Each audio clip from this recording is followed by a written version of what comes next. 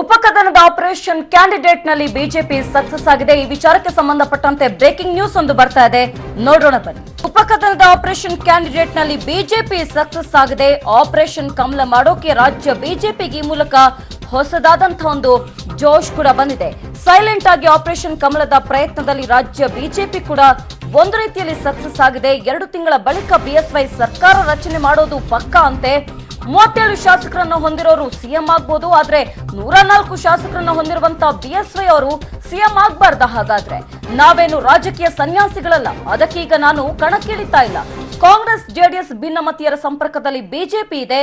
ಲೋಕಸಭೆ ಚುನಾವಣೆಯ ಒಳಗೆ ರಾಜ್ಯದಲ್ಲಿ ಬಿಜೆಪಿ ಸರ್ಕಾರ ರಚನೆ ಆಗುತ್ತೆ. ಇದಕ್ಕೆ ಬಿಜೆಪಿ ಹೈಕಮಾಂಡ್ ಕೂಡ ಈಗ ಗ್ರೀನ್ ಸಿಗ್ನಲ್ ಅನ್ನ ಕೊಟ್ಟಿದೆ. ಬಿಜೆಪಿ ಸರ್ಕಾರ ರಚನೆ ಮಾಡೋ ಬಗ್ಗೆ ಮಾಜಿ ಡಿಸಿಎಂ ಆರ್ ಅಶೋಕ್ ಈ ಮಾತನ್ನ ಹೇಳಿದ್ದಾರೆ. ಯಾರು ಕನಸನ್ನು ಕಾಣ್ತಾರೋ ಅವರೇ ಜೀವನದಲ್ಲಿ ಗುರಿಯನ್ನು ಸಾಧಿಸೋದು. ಯಾವ ಮನುಷ್ಯನಿಗೆ ಕನಸಿರಲ್ಲೋ ಅವನ ಜೀವನದಲ್ಲಿ ಯಾವತ್ತೂ ಗುರಿ ಸಾಧಿಸೋಕ್ಕಾಗಲ್ಲ. ನಾವಂತೂ ಸರ್ಕಾರ ಮಾಡೋವಂಥದ್ದು ಶತಸಿದ್ಧ. ಇದು ಜನದ ಮ್ಯಾಂಡೇಟು ಕೂಡ ಹೌದು. ನಮಗೆ 104 ಕೊಟ್ಟಿದ್ದಾರೆ. ಯಾವುದೇ ಪಕ್ಷಕ್ಕೂ 100ರ ಗಡಿ ದಾಟುವಂಥ ಅವಕಾಶನೇ ಕೊಟ್ಟಿಲ್ಲ ಅವ್ರಿಗೆ.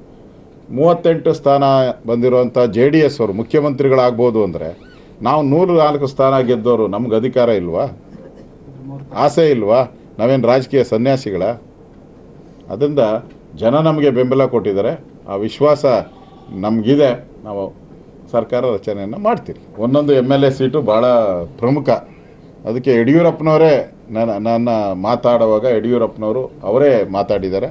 ಅಶೋಕ್ ಅವರು ಇಲ್ಲೇ ಇರಬೇಕು, ಸರ್ಕಾರ ರಚನೆ ಮಾಡುವಂಥ ದೃಷ್ಟಿಯಿಂದ ಇಲ್ಲೇ ಇರಬೇಕು ಅಂತ ಯಡಿಯೂರಪ್ಪನೇ ಪ್ರಸ್ತಾವ ಮಾಡಿದ್ದಾರೆ. ಈಗಾಗಲೇ ನಾನು ಹಲವಾರು ರಾಜಕೀಯ ಪಕ್ಷಗಳ ನಾಯಕರ ಜೊತೆ ನಾನು ಮಾತಾಡಿದ್ದೀನಿ. ಯಾರ್ಯಾರು ಕಾಂಗ್ರೆಸ್ JDS ಇಂದ ಮುನಿಸ್ಕೊಂಡಿದ್ದಾರೋ ಅವ್ರ ಜೊತೆ ಎಲ್ಲ ನಿರಂತರ ಸಂಪರ್ಕದಲ್ಲಿ ಇದ್ದೀರಿ. ನಾನು ಅದನ್ನ ಈಗ ಗ್ರೀನ್ ಕೊಟ್ಟಿದ್ದಾರಾ ರೆಡ್ ಕೊಟ್ಟಿದ್ದಾರಾ ಅಂತ ನನಗಿಂತ ಮುಂಚೆ ಮಾಧ್ಯಮದವ್ರು ಬಿತ್ತರ ಮಾಡಿಬಿಡ್ತಾರೆ. ನಾನು ರೆಡ್ ಇಲ್ಲ ಅಂತ ಹೇಳಿದ್ದೀನಲ್ಲ. ನೀವೇನಾದರೂ ವ್ಯಾಖ್ಯಾನ ಮಾಡ್ಕೊಳ್ಳಿ. ನಾವು ಸರ್ಕಾರ ರಚನೆ ಮಾಡೋದು ಶತಸಿದ್ಧ. ಮಾಡ್ತೀರಿ. ಈ ರಾಜ್ಯದಲ್ಲಿ ಯಡಿಯೂರಪ್ಪ ಮತ್ತೆ ಮುಖ್ಯಮಂತ್ರಿಯಾಗಿ ಅಧಿಕಾರ ಸ್ವೀಕಾರ ಮಾಡಿ.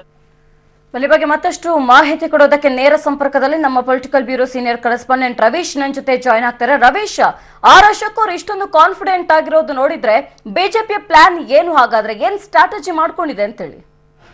ಕ್ಷಮಾ, ಅಶೋಕ್ ರವರ ಒಂದು ಹೇಳಿಕೆ ನಿಜಕ್ಕೂ ಕೂಡ ಗಂಭೀರವಾಗಿದೆಯಾ ಅಥವಾ ಗಾಳಿಯಲ್ಲಿ ಗುಂಡು ಹೊಡೆಯುವಂಥ ಕೆಲಸವನ್ನು ಕೂಡ ಅಶೋಕ್ ರವರು ಮಾಡಿದ್ರ? ನಿಜಕ್ಕೂ ಕೂಡ ಒಂದು BJP ಪ್ಲಾನ್ ಮಾಡ್ಕೊಂಡಿದ್ದಾರೆ ನವೆಂಬರ್ ತಿಂಗಳಲ್ಲಿ ಆಪರೇಷನ್ ಮಾಡೋದಕ್ಕೆ? ಇದ್ರ ಬಗ್ಗೆ ಕೂಡ ಸಾಕಷ್ಟು ಚರ್ಚೆ ಆಗ್ತಾ ಇದೆ.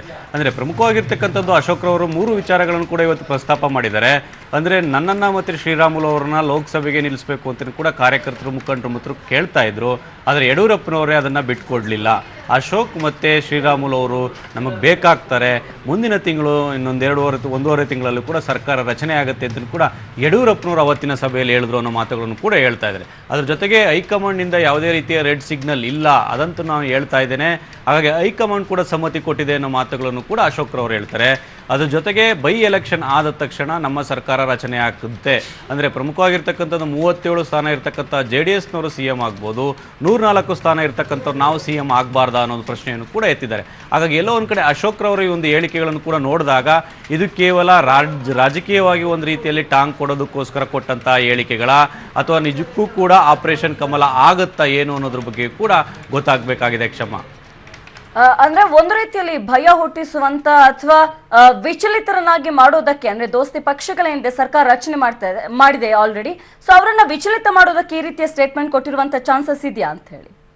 ಖಂಡಿತವಾಗಿ ಕೂಡ ಈ ಒಂದು ವಾದವು ಕೂಡ ನಡೀತಾ ಇದೆ. ಅಂದರೆ ಪ್ರಮುಖವಾಗಿರ್ತಕ್ಕಂಥದ್ದು ಕಳೆದ 4 ತಿಂಗಳಿಂದಲೂ ಕೂಡ ಈ ಒಂದು ಆಪರೇಷನ್ ಕಮಲದ ಬಗ್ಗೆ ಕೂಡ ಮಾತನಾಡ್ತಾ ಇದ್ರು ಆ ನಾಯಕರುಗಳು. ಆದರೆ ಯಾವುದೇ ರೀತಿಯ ಒಂದು ತಾರ್ಕಿಕ ಅಂತ್ಯಕ್ಕೂ ಕೂಡ ತೆಗೆದುಕೊಂಡು ಹೋಗಲಿಲ್ಲ.